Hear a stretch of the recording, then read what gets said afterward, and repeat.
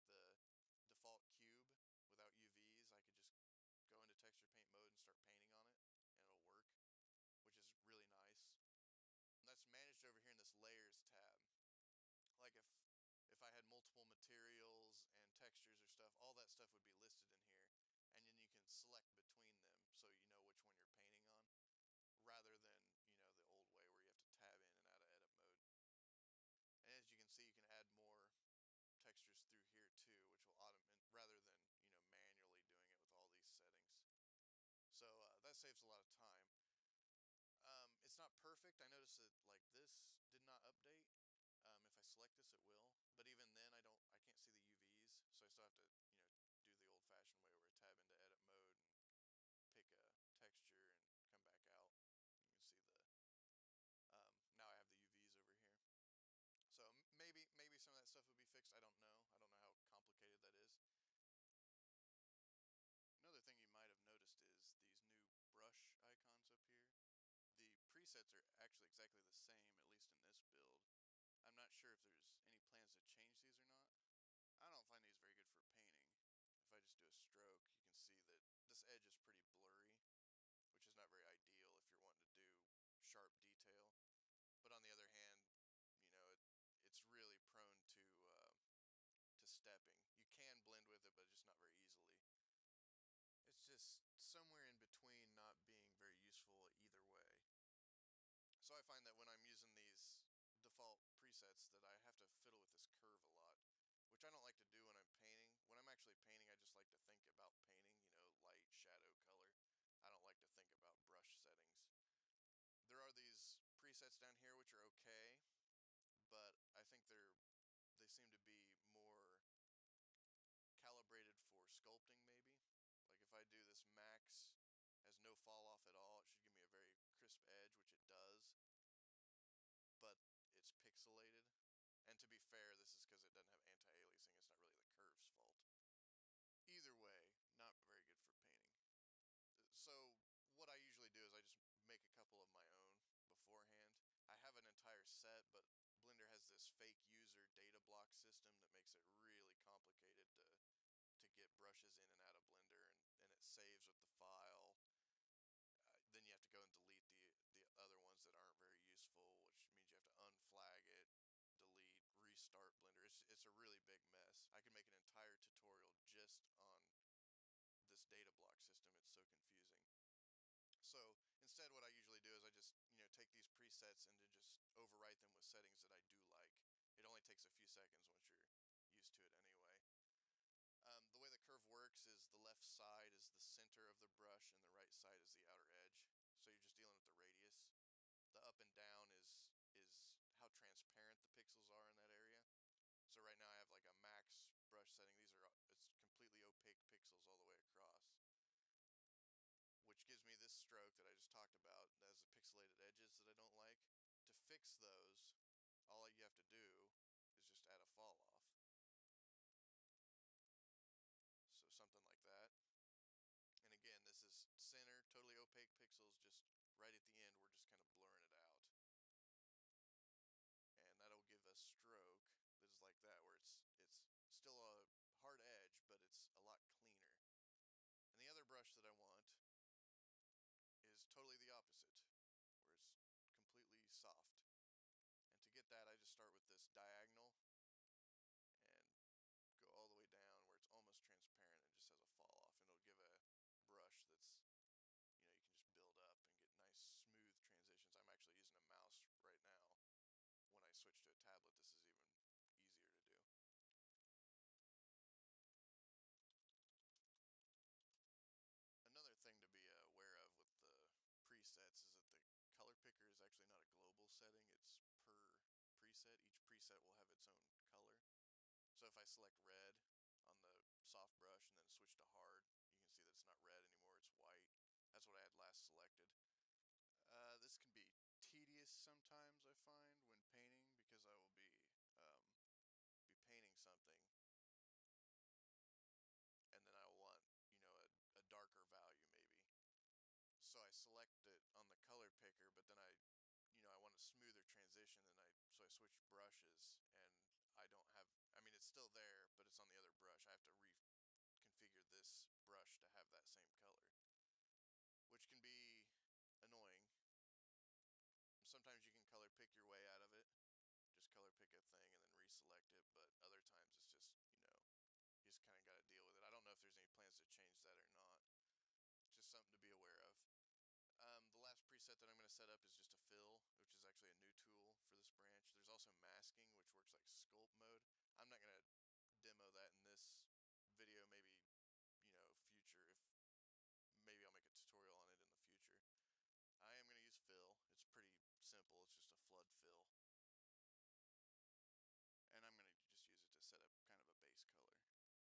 Kind of from a blue down to like a purple. I want like a cool brick look for most of this. So something around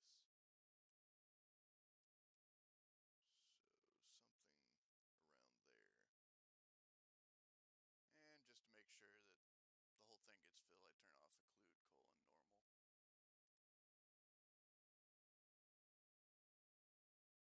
:normal. And to use gradient is easy enough. You just click and drag. And it is based on it's a projection. Notice that it's not getting this top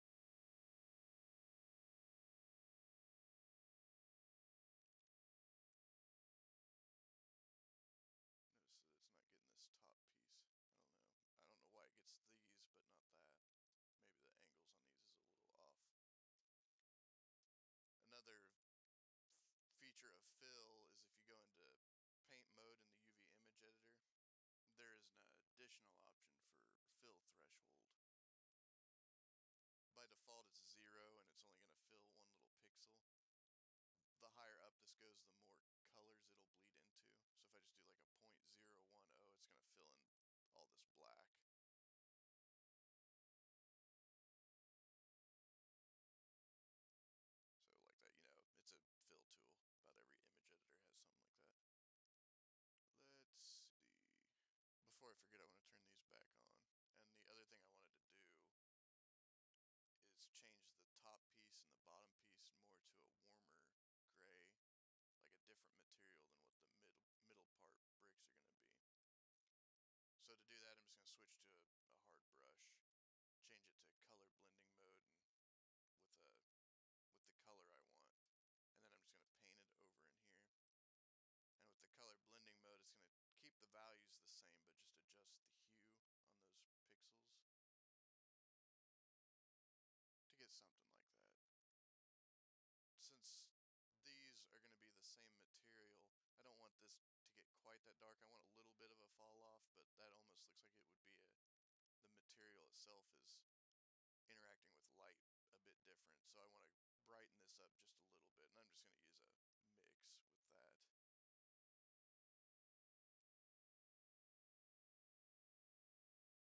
I still want it a little bit darker than the other one for the fall off, but I want them to look like it's the same kind of material, just under a bit different lighting conditions. So to kind of color more efficiently, what I try to do is work on the whole model at once. It's just an old painting rule. You don't want to get caught up in detail too early on, or you're probably going to run into problems. I just try to work the whole thing at once and just kind of refine the detail all at the same time. I just find it a little bit more efficient. It's a pretty common workflow. It's not always easy to do in Blender. Like if you have a complicated model, you have to switch between things because you can't paint on more than one object at a time, but it's usually the best to try to do it that way. That looks like it should be a bit brighter than that. Let's see.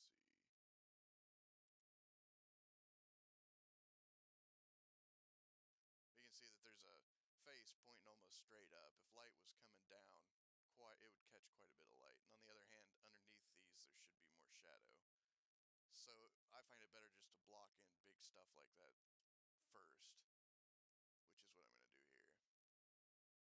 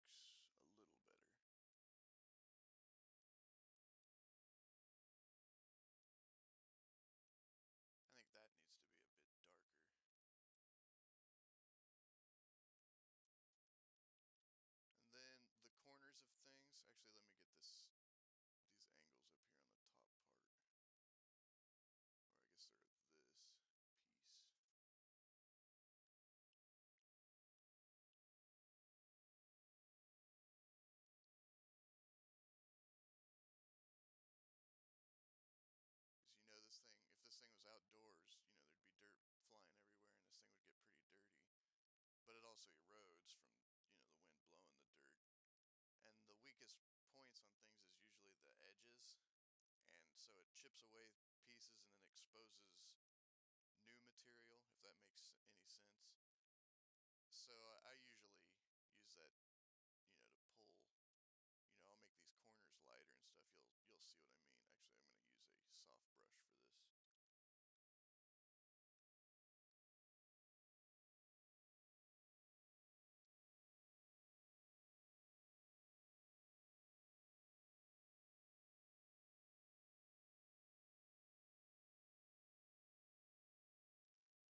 You'll see what I mean. Actually, I'm going to use a soft brush for this. So it'll be the edges of that. I think I'm going to do the same thing with the...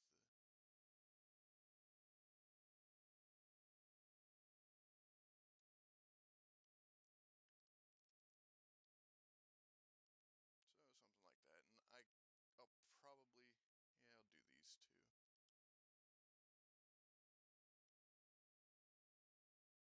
Then I'm going to use a new tool, which is the line. Oh, if it'll let me. The hotkey didn't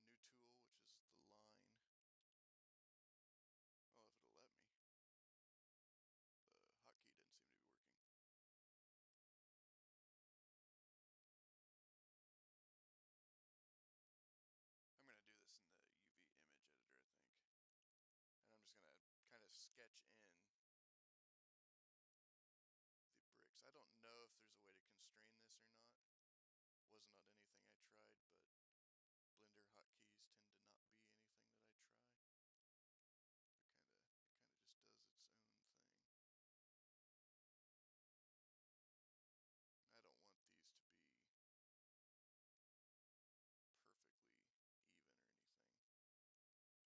these to be perfectly even or anything.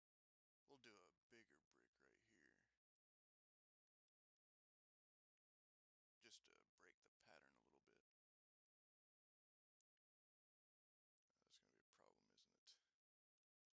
Again, I'm not even trying to be perfect here. I think it's okay.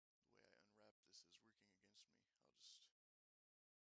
I don't know.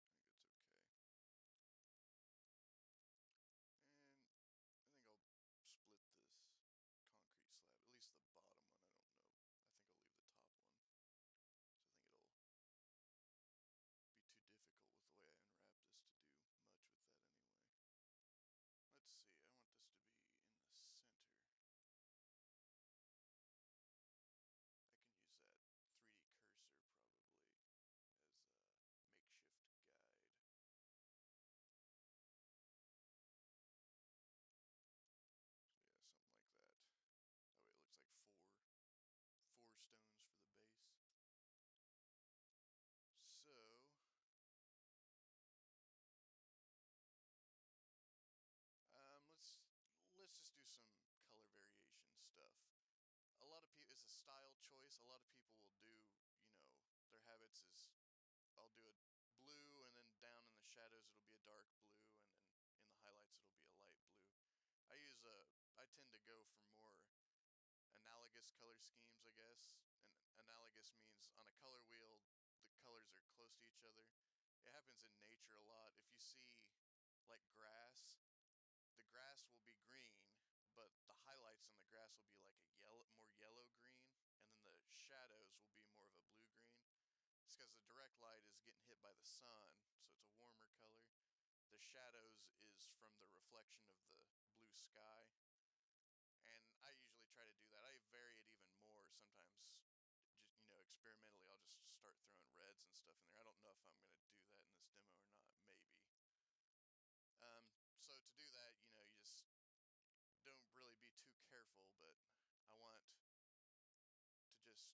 start dabbing in some colors here. Oh,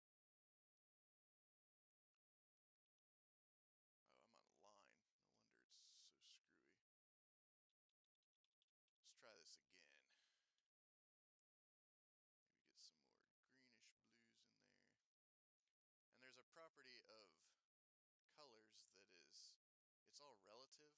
If I do a gray, since I'm on a blue, if I just go straight gray, no color at all, and put it on this blue, it's gonna look almost like it has warmth in it, almost like it's like this. It really does have some color into it.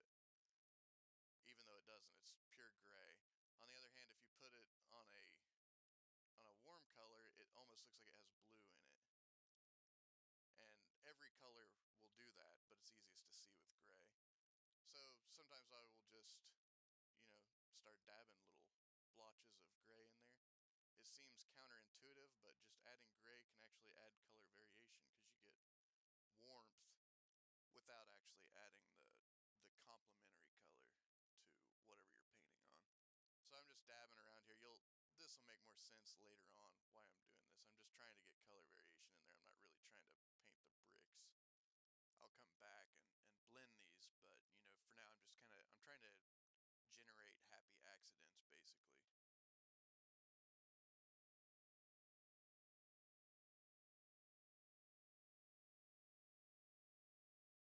Some reds. Let's do these two because I don't want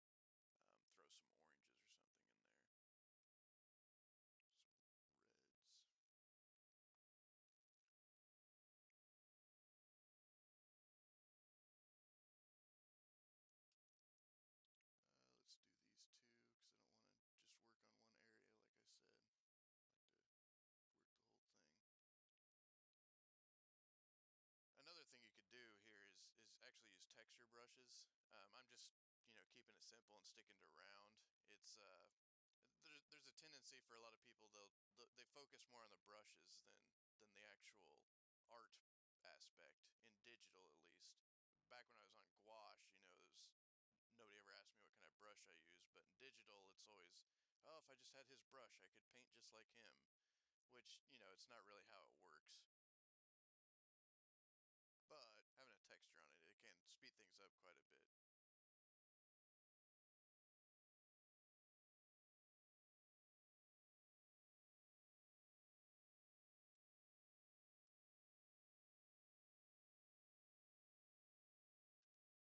So I'm going to go ahead and start blending these in. I'm actually going to blend them mostly with this hard brush, and to do that I just color pick what's there and then kind of smear it around a bit and try to make it work. And I'm paying attention to the value. Color you can kind of do whatever you want with, but value it'll look really wrong if you don't do it correctly. And value is just how dark or light a color is if you didn't know that. Color is almost like an illusion. Different animals see different amounts of color, and even between humans, some are colorblind, and I've read that some women in the population can actually see more colors than the average human can.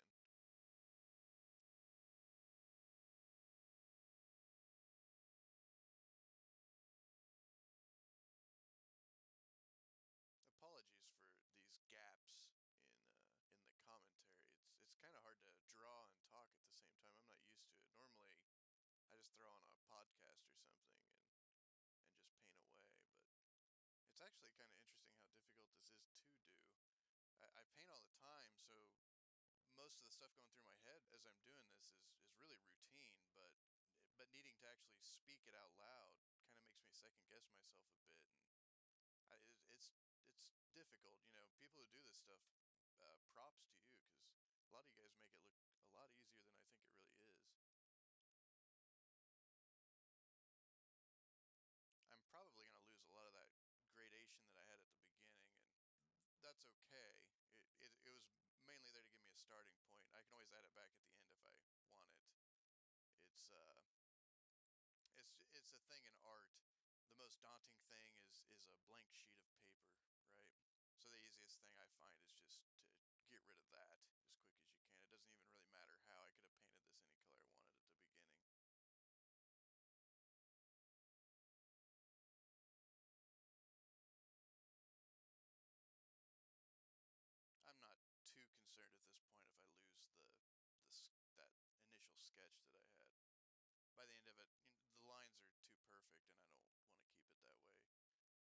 say it's not realistic, but I don't find it interesting, I guess.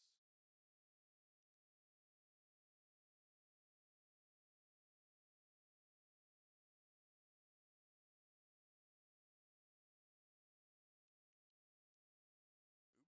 That's something you have to be careful of with projection paint. Sometimes I do that and I don't notice it until a lot later and get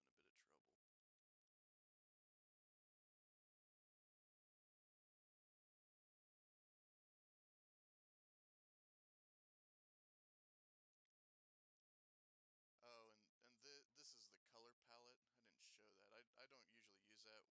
What happens is if you hover and have the color picker selected, which is S, and then you click, it'll add the colors to that. In most image editors, the way you color pick is you hold down a button is usually Control or Alt, and then you click on something to pick the color. In this case, you just have to hover, and I'm not used to that, so oftentimes I'll have like 20 colors by the end I'm painting in this color palette that I didn't even intend to do. It's just kind of a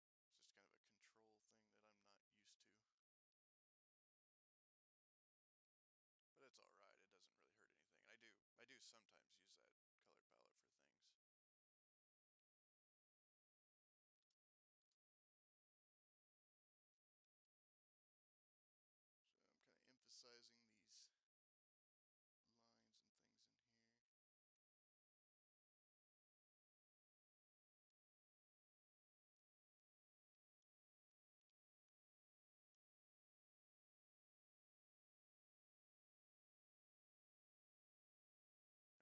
But it's alright, it doesn't really hurt anything.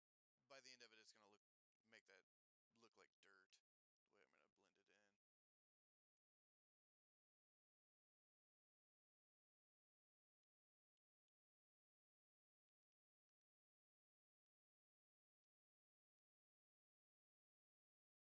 and things in here. I'm just putting some orange up there. It's gonna, by the end of it, it's gonna make that look like dirt, the way I'm gonna blend it in. And you could use a soft brush if you wanted for stuff like this, because this is all, when I get into the tighter detail, this will all come together and it'll look okay. Right now it just looks like crap, but it's just the way it starts. This is this is kind of like the reason I work on the whole thing at once is it's like I could technically stop here. It doesn't look very good, but you know, everything is technically done. But from here I can just spend hours and hours just refining it until it looks really good. Whereas if I just had done this one brick and taken it all the way to full, then I'd have to do it again and again and again and again. It just seems more daunting, and then on top of that, like this one will wind up being like by the time you get up to this brick, you've got new techniques that you've figured out, you're all nice and warmed up, and this one will start looking kind of crappy, and then you'll want to go back and just redo that, and it becomes kind of like an infinite loop. Whereas if you just do the whole thing at once, everything's going to be a lot more even. I think I'm going to warm up the cracks just a bit. You know, just put a little bit of orange in there.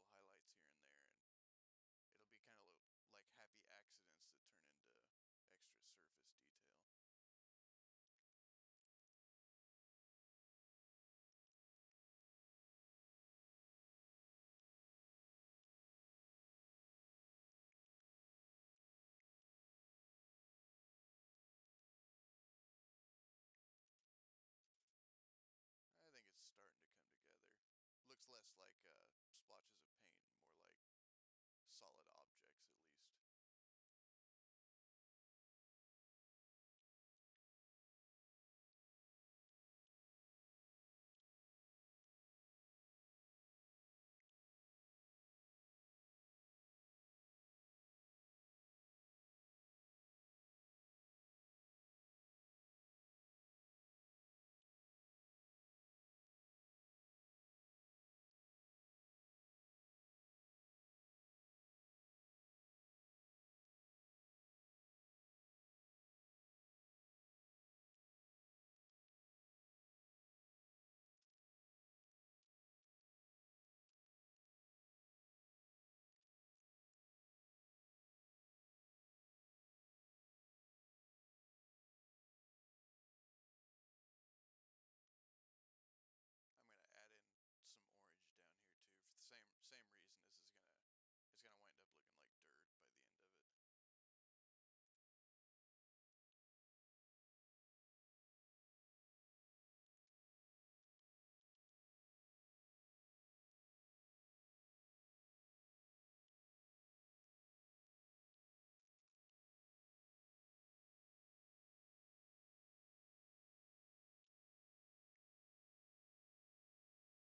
of it. I think I'm gonna pause here for just a second and see how I'm doing on time. Uh, so there might be an awkward cut in here. I don't know. So I think just to keep this from running on forever, I'm going to, kind of show you how the detail and stuff like that works, and then I'm probably gonna cut and then kind of come back and show you at the end and maybe explain a few more things. So there's not really any reason, like if I just do one of these, there's not really any reason to go, and paint all of them because it's the same principles over and over again. But basically the tighter detail you do, I'm just making a little crack here. The tighter detail you do, the sharper your image becomes. So if I just do a crack here and I'm gonna really pull in, make some, really detail this thing.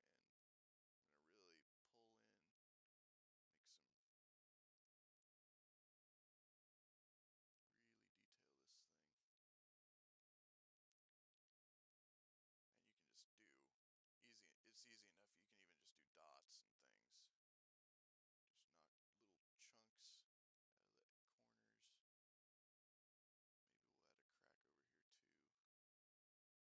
Maybe we'll add a crack over here too. Maybe I'll chisel this whole corner down quite a bit. But you just chisel it off and then throw in some highlights to pull that detail back out, I guess. And another thing you can do, I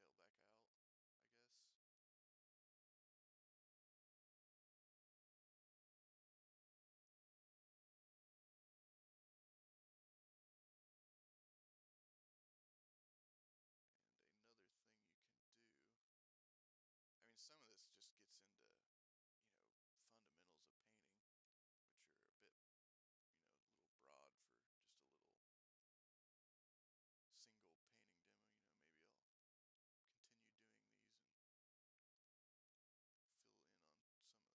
that stuff.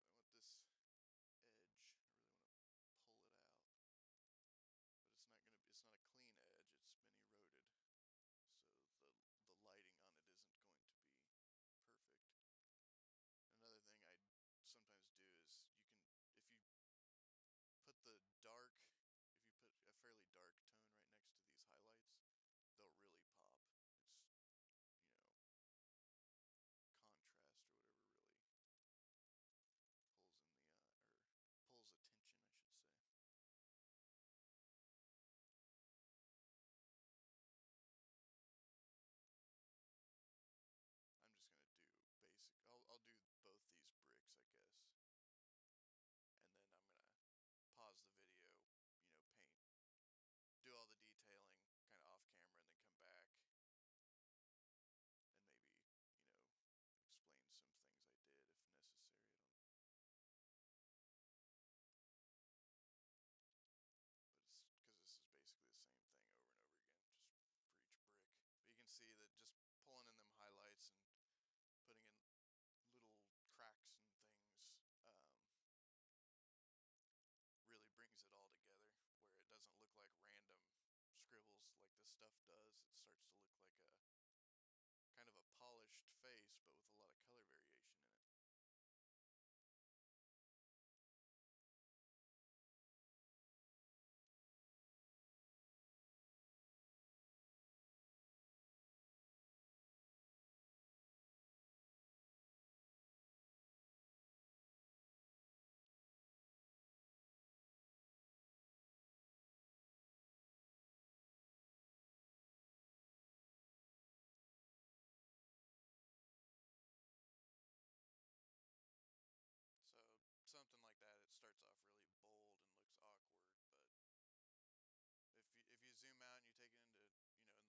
contexted things or whatever, it'll fade, and not draw as much attention to itself.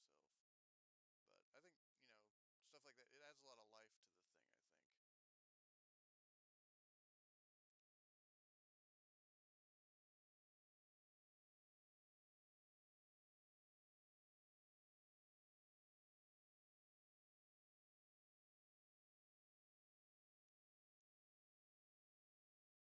I don't want to go too crazy with the cracks and make this thing look shattered or something where, that just wouldn't work. But at the same time, I do find that kind of stuff really fun to paint. I just have to err on the being a bit conservative if I can.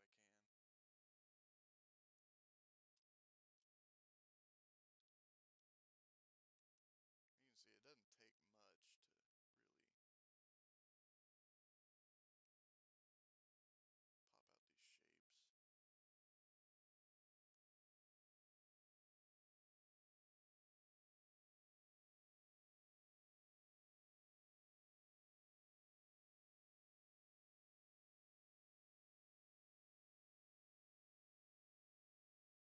I'm keeping it pretty simple in this demo,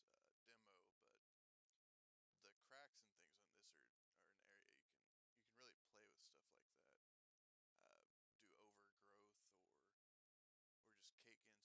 Uh, do overgrowth or just cake in some dirt in there and things like that. Just for time's sake or whatever, I'm just keeping this pretty minimal than how I would normally do it.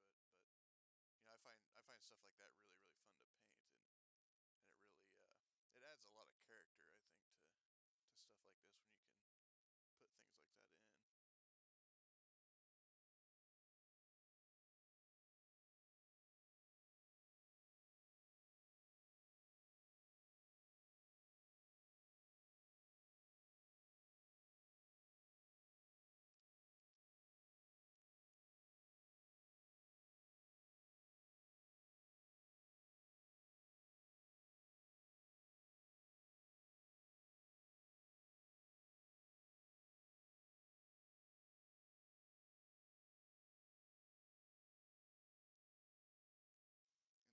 And then also with the brush strokes,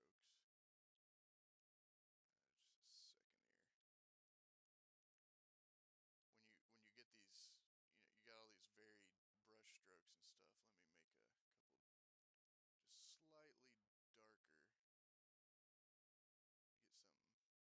You get some you get some little slightly darker things like that. If you take just a little bit lighter thing, a lighter shade, you just kind of really lightly do that, it'll look like even more detail on the stone, kind of like a chunk flaked off a bit. Let me do some on this one too.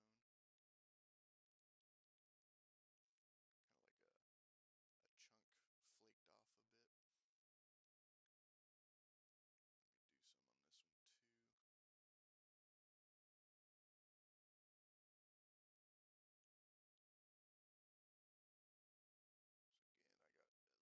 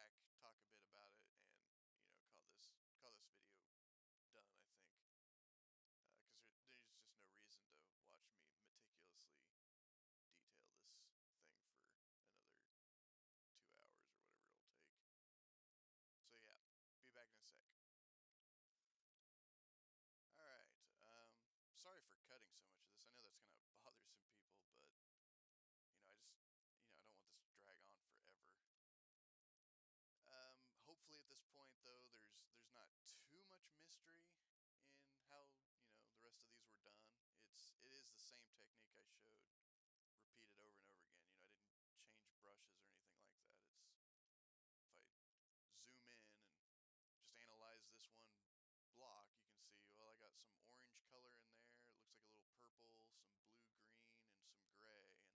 And then I just pulled out highlights and, maybe put in a little bit of shadow. Same story for every block. It's, you know, time and and practice is all you really need if you're not used to painting to get to this point. Another thing I should talk about is when I do like cracks and dirt, I try to ground that kind of stuff in reality a bit, if that makes sense. Like this bottom piece you can see is pretty dirty and worn down and damaged compared to this top piece, which, it still has dirt and damage, but just not to the severity of this bottom part. And that's just, it's basically because, this is lower to the ground. More dirt's going to accumulate down here, be it just blowing around or even rainwater washing on this down the column is going to just accumulate dirt down there at the bottom. And being low to the ground, even a little kid could climb on here and maybe rub their shoes and chip away these corners and things where they're less likely to be up here and damage this as much. Um, I just try to keep that stuff in the back of my mind. It's not anything that anybody notices, but I feel that it gives my worlds a bit more authenticity than they otherwise would have. Even if they're highly stylized, it it works out that way, which, most of my stuff tends to be pretty stylized. But yeah, I think the last thing I'm gonna do, I'm gonna add that a bit of that gradient back that I had that I've kind of lost. I'm just gonna use this masking tool. If you've never used this, just turn it on, and then all it's doing is whatever you have selected in edit mode, whatever faces, I should say, is what it's gonna limit you to paint on. Easy enough. And I'm just gonna use that with the fill tool. I was messing with this earlier, and it seems the gradient doesn't work with blend modes. Like normally I would do it like a black to white and just turn on multiply, which will cancel out the white, and then paint it on here, and I'll just get like a darker transition down here to nothing. But blend modes don't seem to be working. So the workaround is I'm just gonna go black to black, but then turn down this alpha on one end. It'll give me the same effect, it's just a different way to do it. Let's see, I need to turn strength all the way down. And I just want this to be pretty subtle. Yeah, that's fine. You can see that, it's not anything that I would want anybody to notice necessarily, but it just kind of indicates that there's a little more light up here than there is down here, and that just kind of gives it a bit more depth. That's all. But yeah, I think that's gonna do it. I'll try to upload this model somewhere in case anybody wants to download it